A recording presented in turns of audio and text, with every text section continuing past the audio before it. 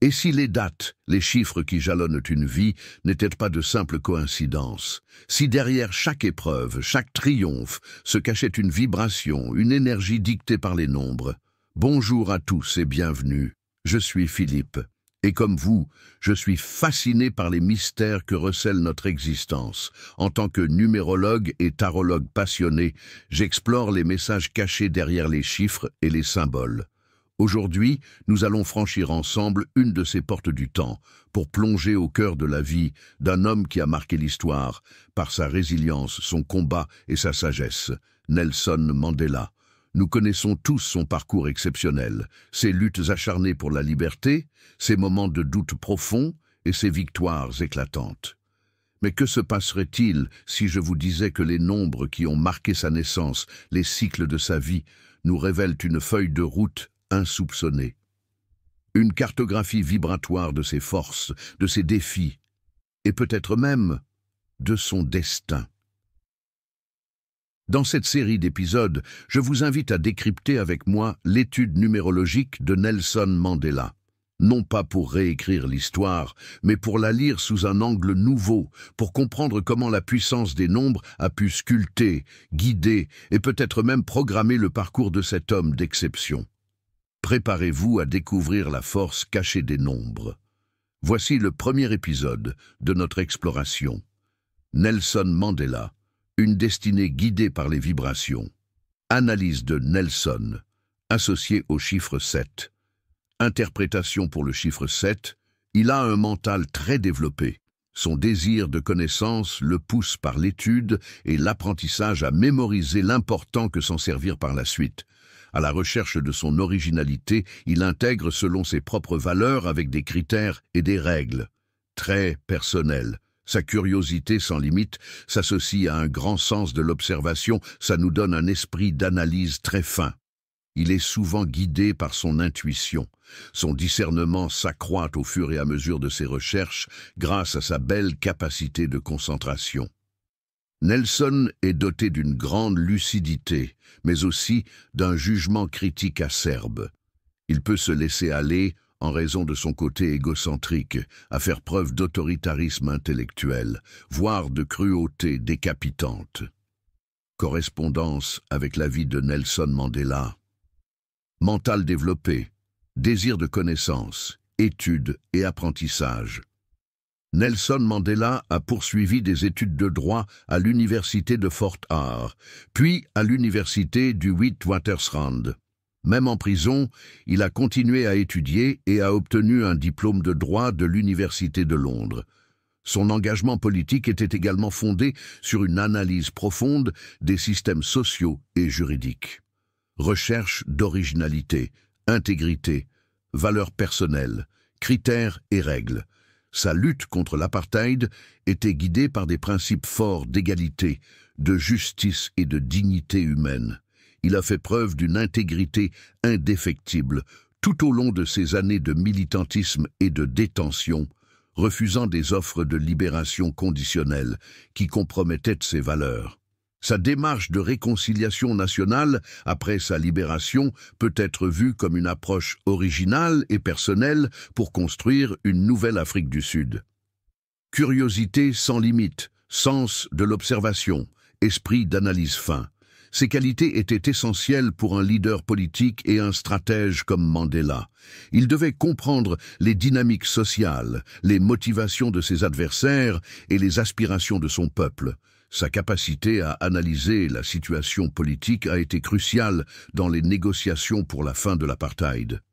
Guidé par son intuition, discernement, capacité de concentration. De nombreux récits soulignent sa capacité à prendre des décisions difficiles, souvent basées sur une profonde réflexion et un sens aigu de la situation. Ces longues années de prison ont pu être une période où ses qualités se sont affûtées. Lucidité, jugement critique acerbe. Mandela était lucide quant aux injustices de l'apartheid et n'hésitait pas à critiquer vivement le système. Son jugement sur les politiques raciales était sans concession. Autoritarisme intellectuel, aspect plus dur.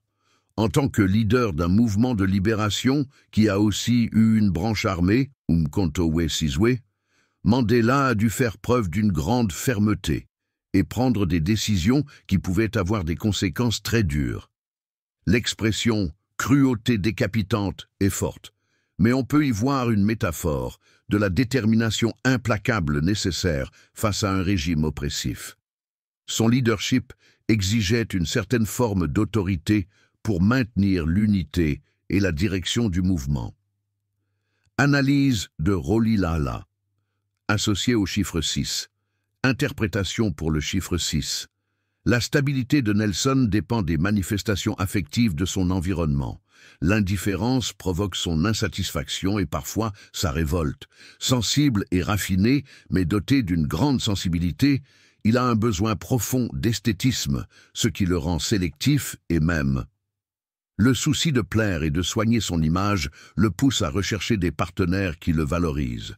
Cette préoccupation peut le rendre dépendant et influençable lorsqu'il a le sentiment de plaire. Impulsions et rétractations caractérisent son ambivalence dans sa quête de la valorisation de son image. Son goût pour la beauté et l'harmonie l'invite à décorer son domicile avec esthétisme. Correspondance avec la vie de Nelson Mandela. Stabilité dépendant des manifestations affectives, insatisfaction et révolte face à l'indifférence. La vie personnelle de Mandela a été marquée par de longues séparations et des épreuves affectives dues à son engagement et à son emprisonnement. Sa révolte contre l'apartheid était fondamentalement une réaction à l'indifférence du système face à la souffrance et à l'injustice vécue par la population noire. L'importance du soutien de ses proches, de ses camarades et plus tard de l'opinion internationale a été un facteur de résilience. Sensible, raffiné, grande sensibilité. Malgré la dureté de son combat et de sa détention, ceux qui l'ont connu décrivent souvent un homme d'une grande humanité, capable d'empathie et d'une certaine noblesse de caractère. Son attention à la dignité d'autrui peut être vue comme une forme de raffinement. Besoin profond d'esthétisme, sélectif. Bien que moins documenté publiquement, il est connu que Mandela appréciait l'art et la culture. Après sa présidence, il s'est consacré à la peinture. Son apparence soignée, même dans des circonstances difficiles, pourrait aussi traduire un certain souci esthétique. Souci de plaire, soigner son image, recherche de partenaires valorisants, en tant que figure politique de premier plan, l'image de Mandela était cruciale, tant pour incarner la lutte anti-apartheid que pour diriger le pays. Il a su projeter une image de leader moral et rassembleur. Ses alliances politiques et ses relations personnelles ont joué un rôle important dans son parcours. Préoccupations pouvant le rendre dépendant, influençable, sentiment de plaire, impulsion, rétractation, ambivalence, quête de valorisation de l'image. Ces aspects sont plus intimes et complexes à prouver par des faits biographiques publics. Cependant, tout leader navigue dans des dynamiques de pouvoir et d'influence. Les décisions politiques impliquent parfois des compromis ou des changements de tactique qui pourraient être interprétés comme des rétractations ou une gestion de l'image face à différentes attentes. Sa capacité à pardonner et à tendre la main à ses anciens oppresseurs, bien que stratégique, a pu surprendre et demander une grande force intérieure pour surmonter d'éventuelles impulsions contraires. Goût pour la beauté et l'harmonie. Décoration du domicile. La quête d'harmonie est évidente dans son projet de « nation arc-en-ciel ». Après sa libération, il a pu enfin jouir d'un foyer, et il est plausible qu'il ait souhaité y créer un environnement harmonieux. Calcul de son chemin de vie.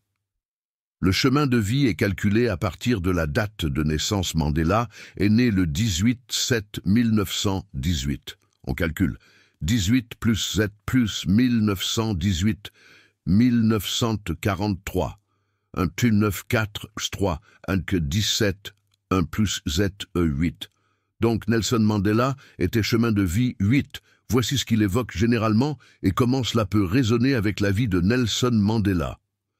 Le chemin de vie 8 est souvent associé au pouvoir, à l'autorité, à l'ambition, au leadership, à la réussite matérielle et à l'organisation.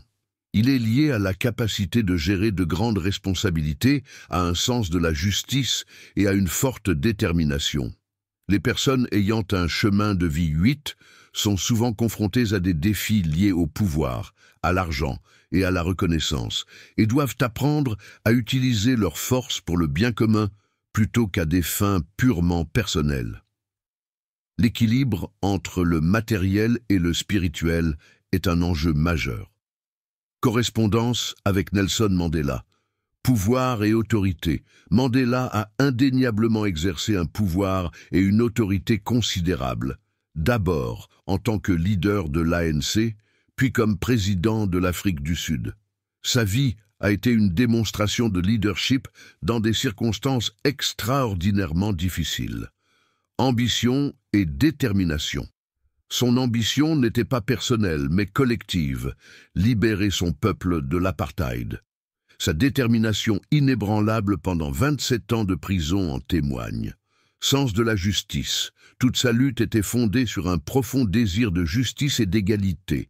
Gestion de grandes responsabilités. Il a assumé la responsabilité de guider une nation divisée vers la réconciliation et la démocratie. Défis liés au pouvoir. Mandela a été très conscient des dangers du pouvoir. Son choix de ne faire qu'un seul mandat présidentiel illustre sa volonté de ne pas s'y accrocher. Il a œuvré pour que le pouvoir soit utilisé de manière éthique, aidé de son nombre d'expressions 9.